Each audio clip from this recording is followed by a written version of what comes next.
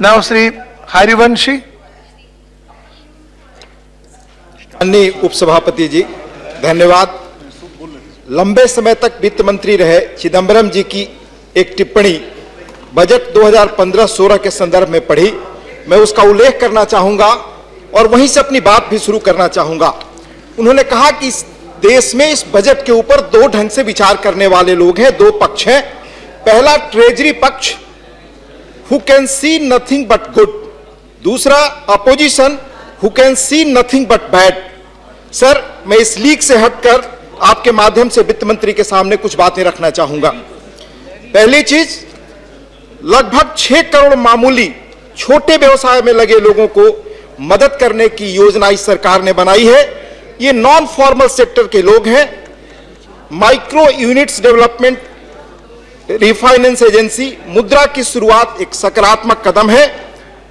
हालांकि इस बजट के समर्थक लोग इसे गेम चेंजर कह रहे हैं, पर यह भविष्य तय करेगा कि यह गेम चेंजर है या नहीं।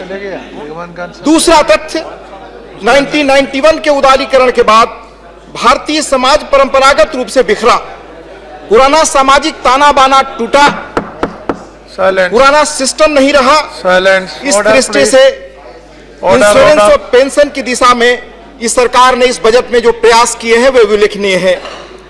थर्ड, ब्लैक मनी पर मैं कहना चाहूंगा, पुराने वायदे को तो सरकार भूल गई है, लेकिन जो भी कानून बना रही है इससे एक आसार पैदा होगा कि ब्लैक मनी पर नियंत्रण लगे, पर यह पर्याप्त नहीं है। ब्लैक मनी जनरेट होने के माध्यम से जो रियल एस्टेट जैसे धंधे हैं उन पर और प्रतिबंध लगना चाहिए। मैंने कुछ सकारात्मक चीजें कही।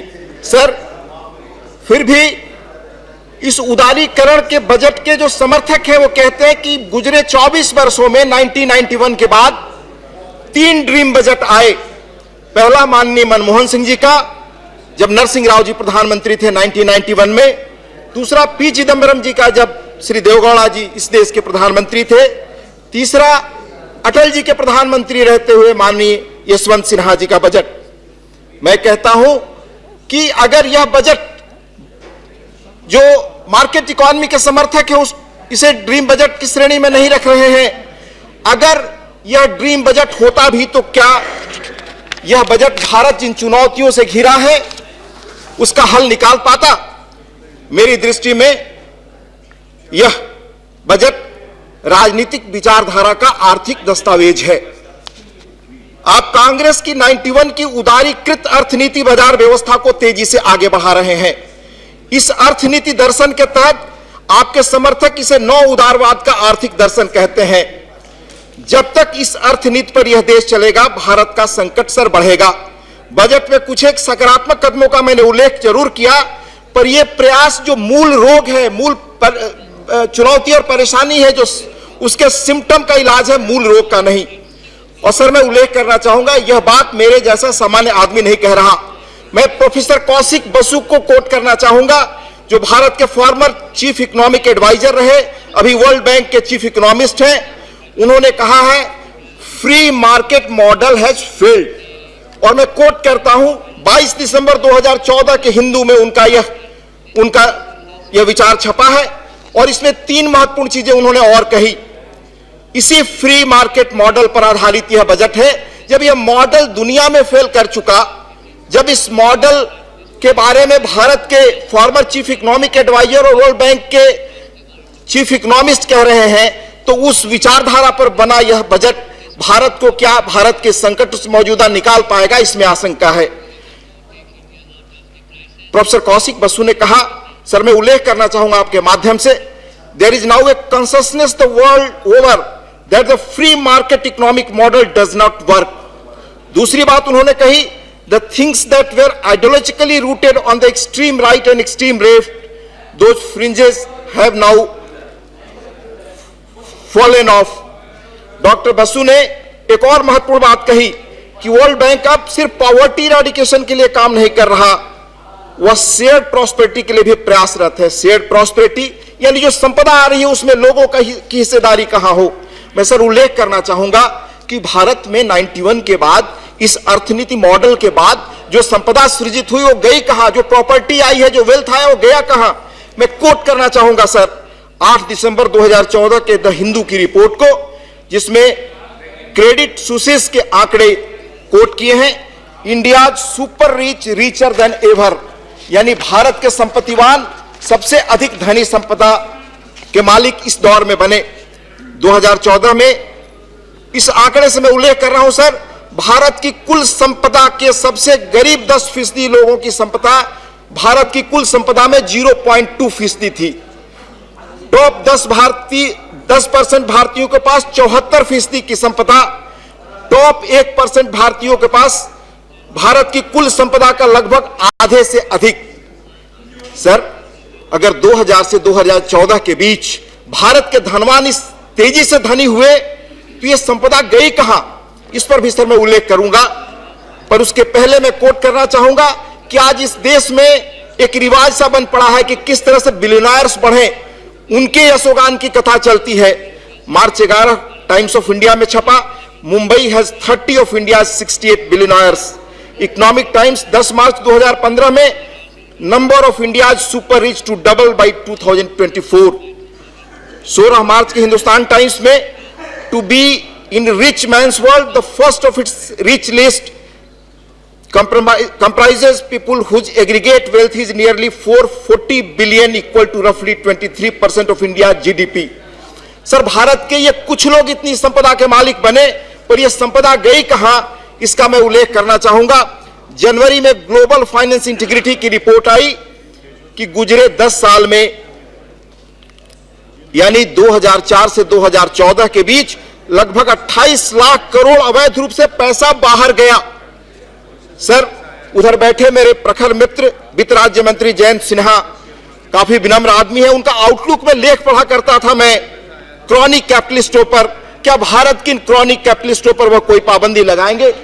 मैं आग्रह करूंगा जरा 2 मिनट। सर, भारत में जिस तरह से यह विषमता बढ़ रही है, इसके ऊपर कोई आवाज कहीं नहीं उठ रही।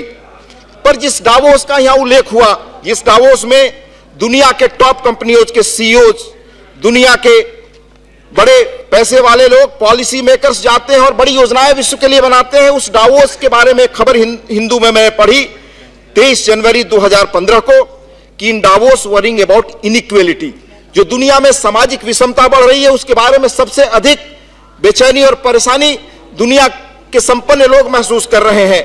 मैं कोट करना चाहूंगा सर, यह मैं नहीं कह रहा बल्कि वो एक्सपर्ट्स कह रहे हैं कि मानव इतिहास में इतनी विषमता, नॉन ह्यूमन हिस्ट्री में इतनी इनइक्वालिटी, इकोनॉमिक इनइक्वालिटी कभी रही नहीं। और कहा किसने? यूनिलीवर की चीफ एग्जीक्यूटिव पॉलमैन। कहा क्या? Capitalist threat to capitalism.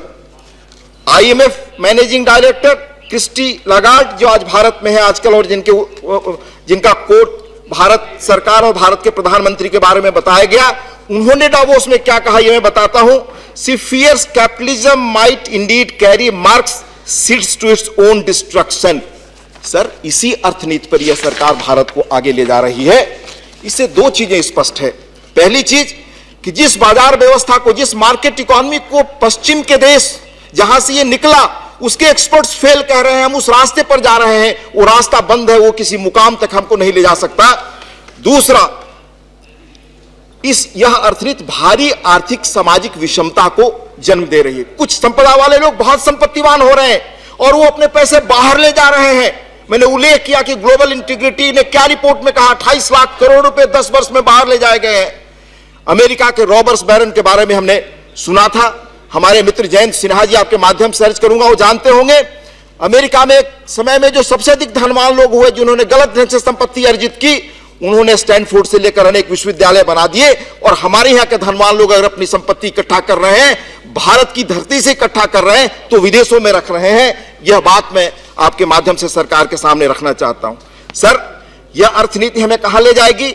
मैं एक उल्लेख करना चाहूंगा, इस अर्थनीति से कांग्रेस भटकी तो उसकी स्थिति क्या हो गई।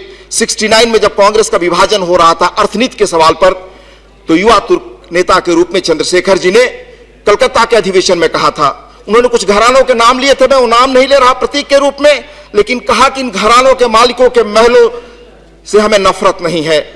यदि इसके ठीक नीचे गरीब की झोपड़ी पर छत नहीं होगा तो कांग्रेस इसे बढ़ने नहीं देगी। कांग्रेस ने इस नीति को छोड़ दी, उसकी यह हालत हो गई। हमारे मित्र कम से कम इस नीति को न छोड़े, हमारा आग्रह होगा।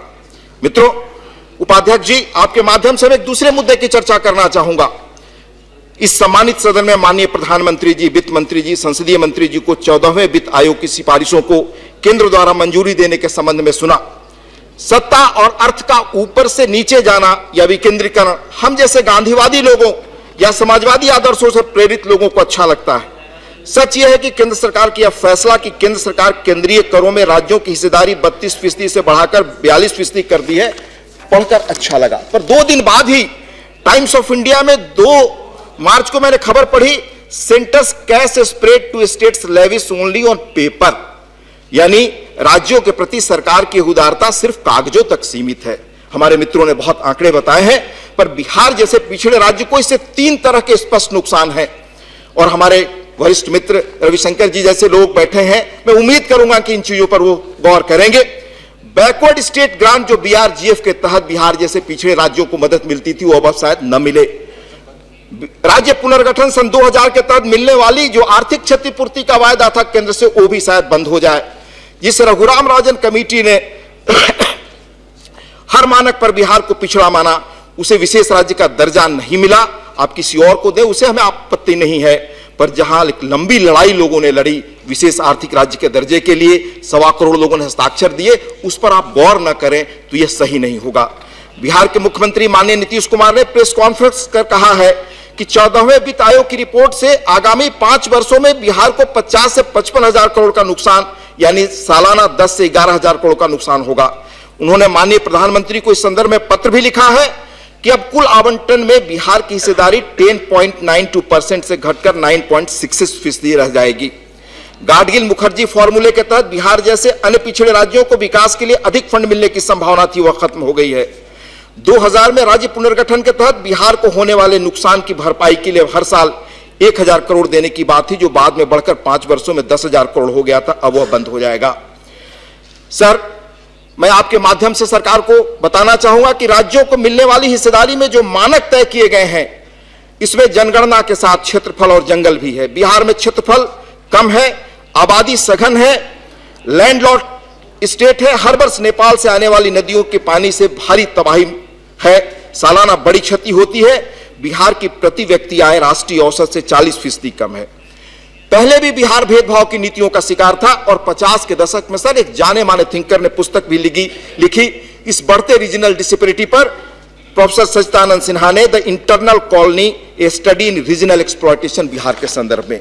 मैं याद नहीं दिलाना चाहता कि लोकसभा चुनाव में आपके दल ने बिहार को विशेष राज्य का दर्जा देने को कैसे कहा था, उसका क्या हुआ। मैं इसलिए याद दिलाना नहीं चाहता कि कहीं आप ये न कह दें कि यह भी एक चुनावी फ्रेज था। 14वें वित्त आयोग की अनुशंसा पर बिहार को यह नुकसान, पर अन्य राज्यों को कोई भारी लाभ नहीं। इस पर प्रोफेसर अभिजीत सेन ने एक लेख लिखा है, जो 14वें वित्त आयोग के सदस्य थे। इंडियन एक्सप्रेस में व्हाई आई एम ए डिसेंटर, उसमें स्पष्ट है और ये आंकड़े पहले बता चुके हैं। सर, मैं बहुत समय नहीं लूंगा, 2 मिनट में अपनी बात खत्म करूंगा। आपकी घंटी पर निगाह जाने के पहले मैं आपसे अर्ज कर रहा हूं, इस बजट के संदर्भ में और अनेक पहलू हैं जिस पर मैं कुछ कहना चाहता था, पर एक एक पॉइंट बताकर सर मैं खत्म करूंगा। पहला, एनपीएस या बैड डेट्स। माननीय वित्त मंत्री ने जिस इकोनॉमिस्ट पत्रिका का उल्लेख किया था कि इंडिया चांस टू फ्लाई, उसमें उल्लेख है कि कैसे बैड डेट्स आपके बैंकों के लिए मुसीबत भारी बनने वाले हैं। टाइम्स ऑफ इंडिया 16 मार्च में यह खबर थी कि 74 बड़े प्रोजेक्टों में लगे 55,000 करोड़ बैड डेट हो गया है। बड़ी एक खबर 2 दिनों पहले अखबार में मैंने पढ़ी, किसानी करने वाले सिर्फ 5% लोग रह गए हैं जो श्रम करते हैं, 90% मशीनों से काम हो रहा है। बेरोजगारी की स्थिति अपने नियंत्रण से बाहर, उसी इकोनॉमिक्स में सर उल्लेख है। बस 2 मिनट में सर, 90 to 115 यानी लगभग 1.25 करोड़ लोग इल एजुकेटेड यूथ हैं। सर, हमारी शिक्षा कैसी है? जो नए नए IIT IIM खुल रहे हैं, उसके बारे में मैं सुब्बा राव जी जो गवर्नर RBI के थे, उनका एक अनुभव बता रहा हूं सर। उन्होंने कहा, कोट कर रहा हूं, India churns out 350,000 engineers a year, but rarely a quarter of them are employable. We have 7,000 industrial training institutes, but their curriculum are awfully outdated. Kanti Bajpayee, educationist, let us face our school system, vocational education colleges and universities are in shambles. All sir, right. C Rajagopalachari Now you ने कहा conclude, था, please. सी राजगोपालाचारी ने कहा कि हम ऐसे educational institutions बनाए जिनसे प्रोफेसर्स, नेता और लोग ऐसे निकले जो देश को आगे ले जा सके। सर, जिन नीतियों पर देश चल रहा है वो बाजार की नीतियां हैं। सर, यह अबाध अनकंट्रोल्ड कंपटीशन का माहौल, जिसे मैं लाभ और लोभ का दौर कहता हूं, सर, यह गांधी और बुद्ध का देश है। गांधी जिन्होंने साधन और साध्य दोनों को बड़ा माना, एक गलत तरीके से जहां सिर्फ लाभ कमाने, लोभ पैदा करने की स्थिति बने, वो अर्थव्यवस्था, वो गांधी और बजट बुद्ध भारत का के देश अनुकूल है। नहीं हो सकता। That should be the इसलिए मैं final इसके sentence. खिलाफ बोलने को खड़ा हूं। सर, धन्यवाद। Yeah, yeah.